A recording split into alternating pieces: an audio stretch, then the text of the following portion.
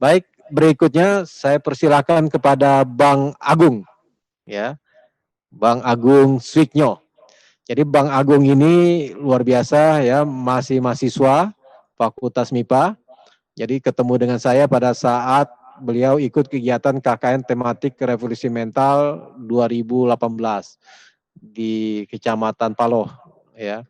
Jadi beliau ini tesisnya ketertarikan beliau tentang artificial intelligence, ya, kecerdasan robot ya. Mungkin boleh bisa cerita sedikit.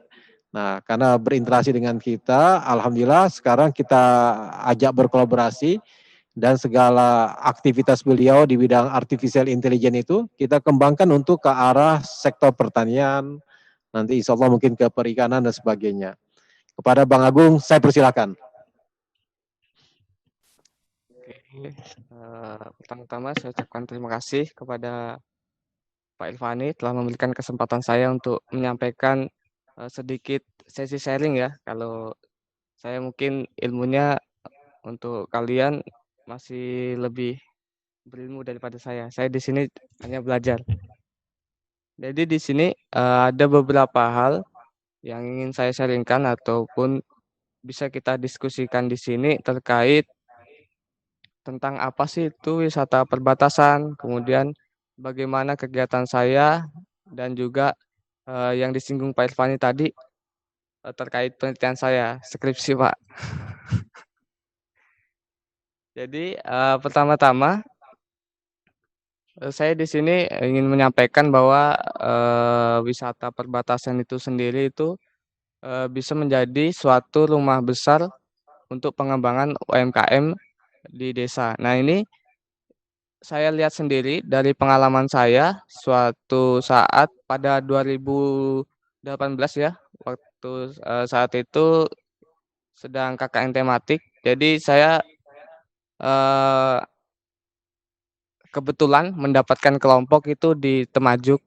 Temajuk itu di Kabupaten Sambas ya. Jadi bisa disebut sebagai ekor Borneo karena letaknya sendiri itu di perbatasan wilayah antara Kalimantan Barat dan juga Malaysia. Jadi untuk mengembangkan suatu daerah, pada saat itu saya melihat Temajo ini sangat banyak potensinya dari segi wisatanya, kemudian geografisnya, kemudian budayanya. Nah ini sendiri saya rasa belum ada yang mengeksplor ini terlalu dalam gitu. Jadi eksistensi Temajo itu sendiri itu masih minim. Nah, di situ sendiri kami dalam kegiatan KKN itu melihat sebuah peluang. Jadi untuk membuat Temajo ini dikenal di kalangan umum, maka disitulah kami berinisiatif untuk membuat suatu sistem ataupun suatu dokumentasi yang dapat kita share kepada dunia luar. Nah, pada saat itu sendiri kita itu mencoba membuat aplikasi, yaitu aplikasi terkait Temajo Informasi. Jadi itu berbasis web ya. Nah, kemudian kita juga memberikan sebuah produk aplikasi. Nah, ini yang kemudian untuk teman-teman waktu itu membicarakan bahwa ini seperti bukan KKN. Ini seperti kalau misalkan saya ini sendiri dari MIPA, jadi itu disebutnya kerja praktek. Jadi kalau misalkan kita melakukan kerja praktek itu kita di sebuah instansi ataupun perusahaan, kemudian kita membuat aplikasi ataupun AI, ya. Jadi di situ kita mempergunakan ilmu kita, basic kita untuk membantu sebuah instansi. Nah, ini kenapa tidak kita terapkan dalam sistem KKN tematik waktu itu kan?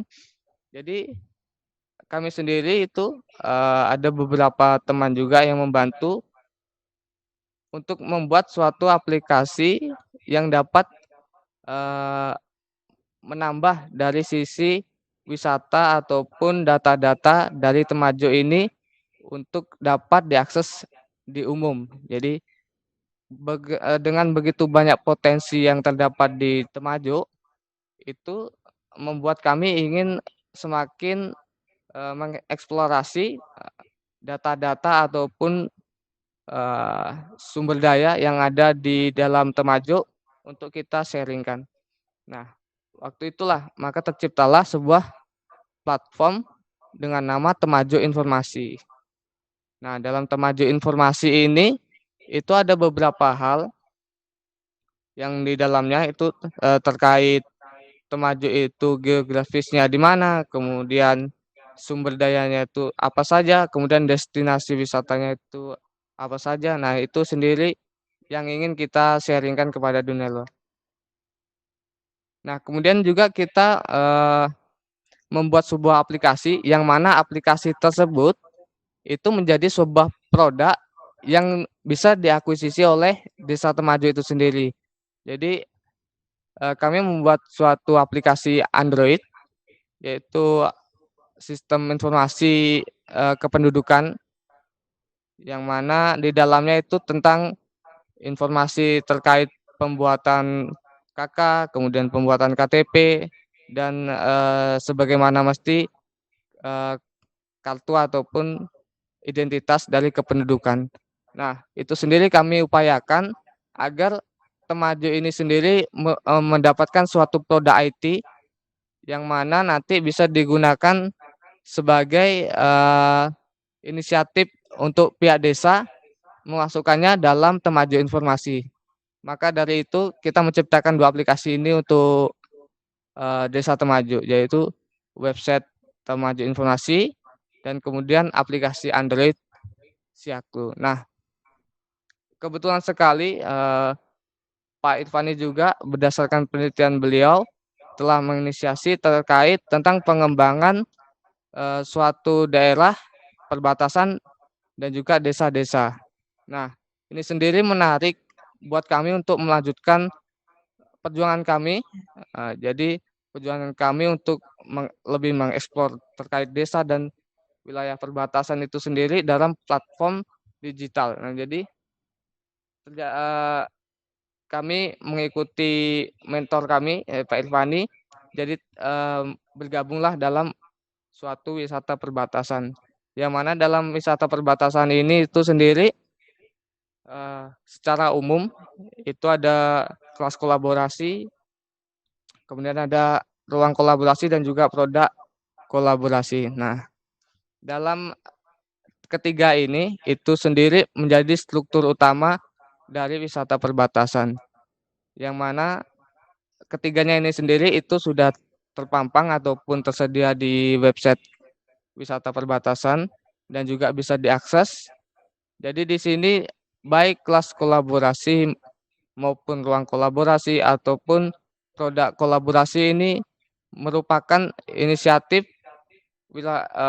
untuk mengembangkan UMKM dan juga preset untuk masuk ke wilayah perbatasan ataupun desa-desa di sana.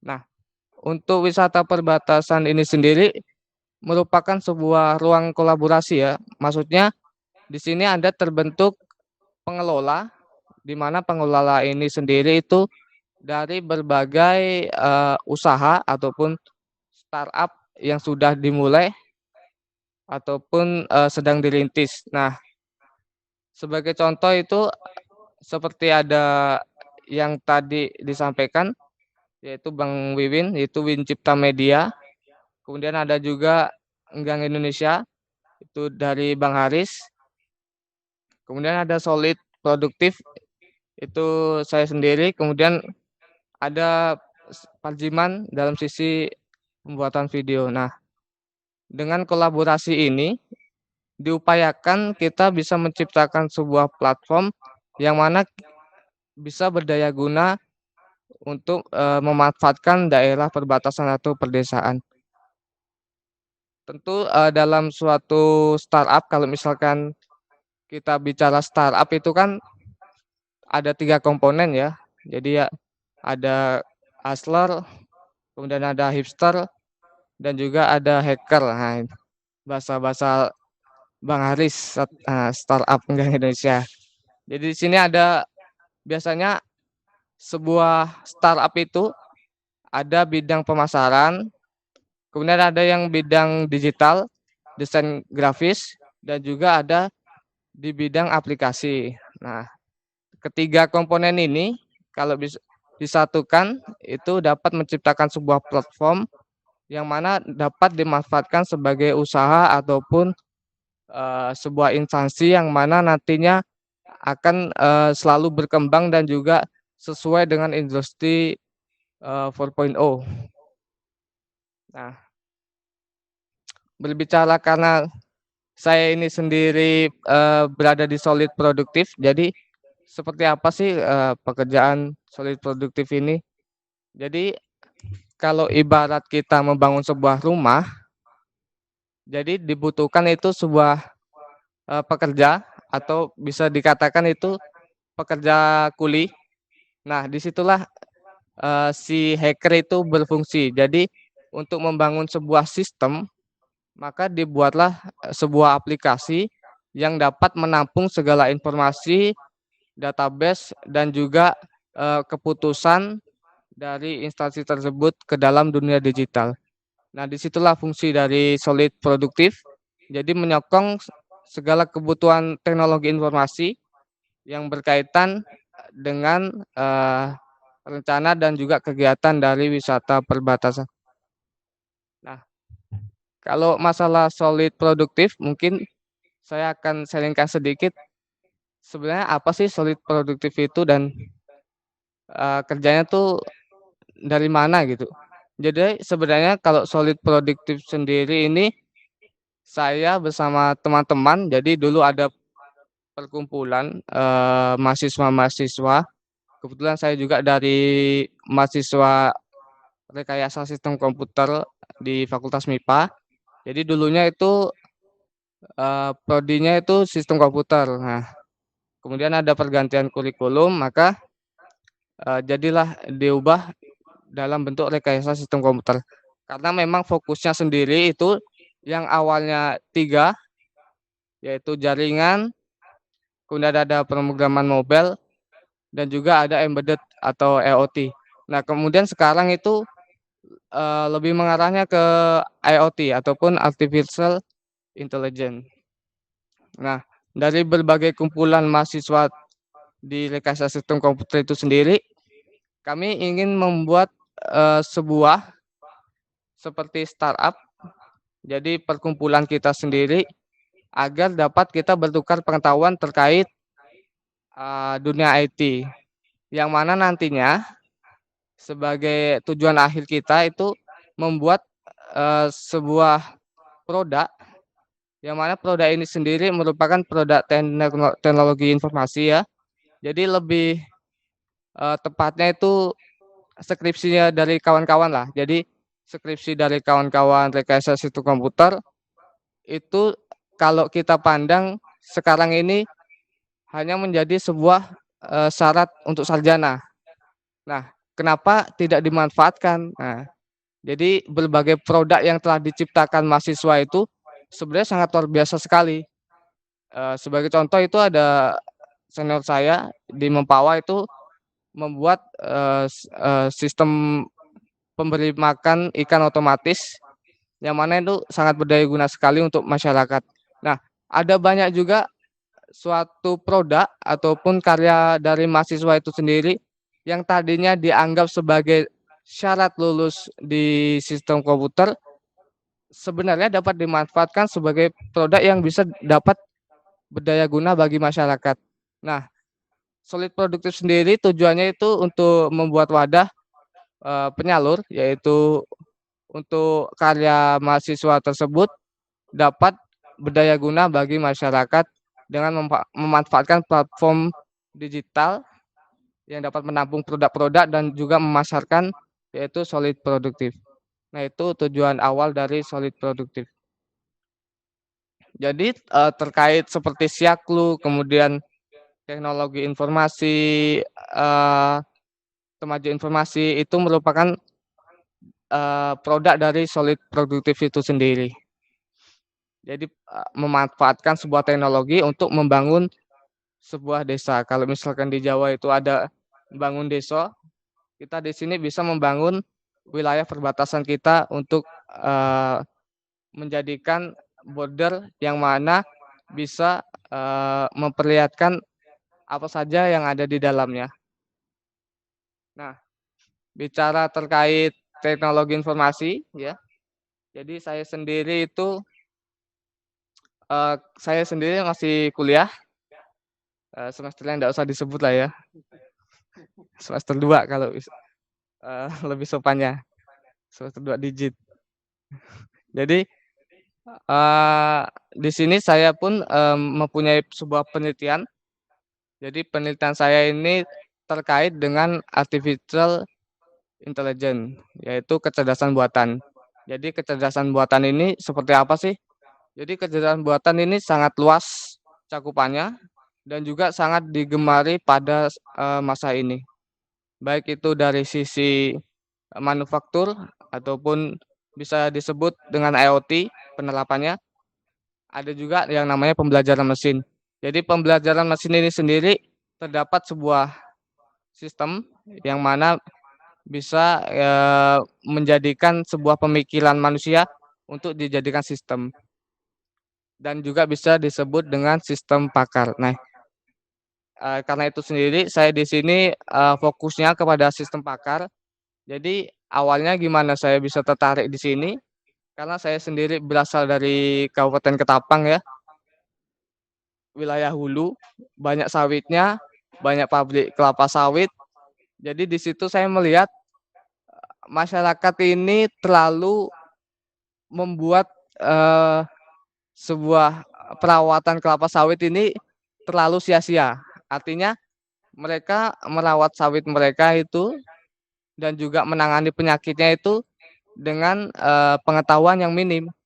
Beda dengan kelapa sawit yang dipunyai oleh perusahaan atau wilayah plasma, lahan plasma. Nah, di situ perbandingannya nampak sekali bahwa yang plasma ini bisa meminimalisir dana untuk pemeliharaan, sedangkan yang petani biasa ini karena ketidaktahuannya hanya semau dia saja, artinya semengerti mereka saja. Jadi karena memang mereka tahunya seperti itu, maka mereka memanfaatkan apa yang ada. Nah, kenapa tidak kita membuat sistem yang sama? Jadi intinya sistem pakar itu kan memasukkan pemikiran dari pakar itu sendiri ke dalam aplikasi. Nah, di sini saya itu meminta seorang pakar di perusahaan sawit tersebut untuk memberikan gejala-gejala ataupun diagnosa terkait pemeliharaan ataupun penyakit kelapa sawit yang mana nanti bisa menjadi produk yang dapat dimiliki ataupun diaktifkan oleh Google kemudian bisa digunakan oleh masyarakat umum. Artinya diharapkan aplikasi ini dapat membantu para petani untuk memaksimalkan pemeliharaan ataupun penyakit tanaman kelapa sawit. Jadi saat ini prosesnya masih dalam rancangan dan juga nanti akan diselesaikan dan juga dipresentasikan di perusahaan ataupun disebarluaskan ke masyarakat. Mungkin itu saja pengalaman yang bisa saya sampaikan. Saya kembalikan ke Pak Irfani. Baik, masih Bang Agung, ya luar biasa, masih mahasiswa, tetap statusnya mahasiswa, walaupun semester banyak, tapi tetap mahasiswa. Jadi intinya rekan-rekan mahasiswa, ya, kalau nanti pada saat di lapangan kita perlu dukungan kaitan dengan teknologi, artificial intelligence, ya teman-teman kita di MIPA, ya khususnya di teman Solid Produktif, ya yang ada Bang Agung ini bisa berkolaborasi dengan kita. Jadi permasalahan teknologi itu bisa teratasi, ya.